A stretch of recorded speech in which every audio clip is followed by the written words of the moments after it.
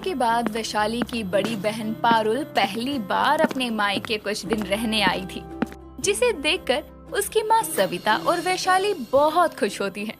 ओ दीदी, कितनी पतली हो गई हो आप। आपकी सास आपको भूखा रखती है क्या? अरे नालायक, मैं अपना फिगर मेंटेन कर रही हूँ। वो लोग कहते हैं ना, शादी के बाद लड़कियाँ फैल जाती हैं। मुझे वैसा फैलना नहीं है ना। ओहो, तेरी बड़ी बहन अभी तो आई है, थोड़ा सुस्ताने दे, फिर अपनी बातों का पिटारा लेकर बैठी हो। कोई बात नहीं माँ, वैसे भी मुझे आप दोनों की और इस घर की बड़ी याद आती थी। यहाँ कितना खुला खुला महसूस होता है। ससुराल में तो 2 कमरों और रसोई में ही घर खत्म हो जाता है। देखा माँ, मैंने कहा था ना, दीदी को ससुराल में परेशानी होगी। ऐसे बंद कर रहने की आदत नहीं है ना उन्हें।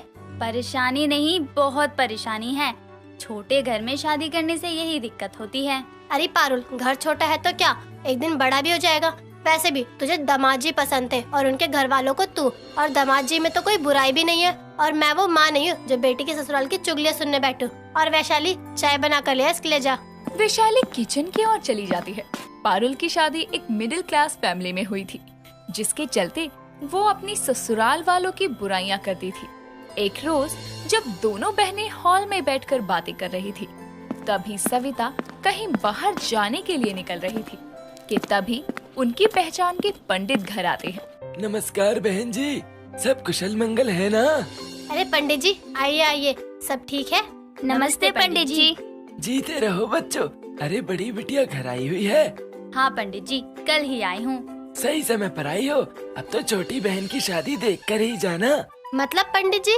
मतलब बहन जी, भाग जाग गए हैं आपकी छोटी बेटी के। बहुत बड़े घर से रिश्ता आया है इसके लिए। मेरी छोटी बहन के लिए बड़े घर से रिश्ता? कौन है वो पंडित जी, जरा बताइए तो सही। हाँ बिटिया, क्यों नहीं। बहन जी, शहर के बहुत बड़े व्यापारी का इकलौता बेटा है। मैं सत्यनारायण जी की पूजा कराने गया था उनके घर। बस वहीं आपकी बेटी की फोटो दिखाई तो उनको एक नजर में भाग गई। यही खुशखबरी देने आया हूँ मैं यहाँ। पंडित जी इतना कहकर लड़के की फोटो सविता के हाथ में पकड़ा देते हैं। थोड़ी देर में नाश्ता पानी करके वहाँ से चले जाते हैं।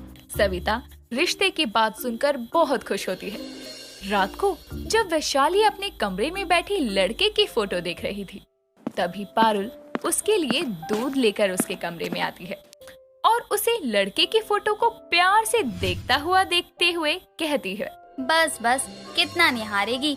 वैसे भी फोटो से सब कुछ पता नहीं चलता, इसलिए बड़े घर जाने के सपने मत सजा।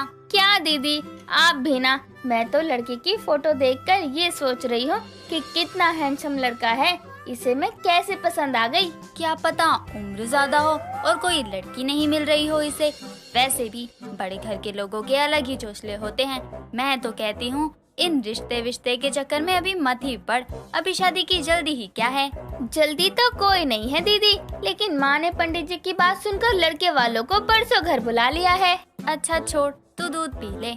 माँ भी ना कुछ ज्यादा ही जल्दी कर रही है। समय बीतता है। लड़के वालों के स्वागत की सविता सभी तैयारियां कर लेती है। वैशाली भी बढ़िया सा सूट पहनकर तैयार होती है। कुछ देर में पंडित जी, लड़का और उसकी माँ वहाँ आते हैं। साथ ही उनके कुछ नौकर हाथों में फल और मिठाइयाँ ले आते हैं।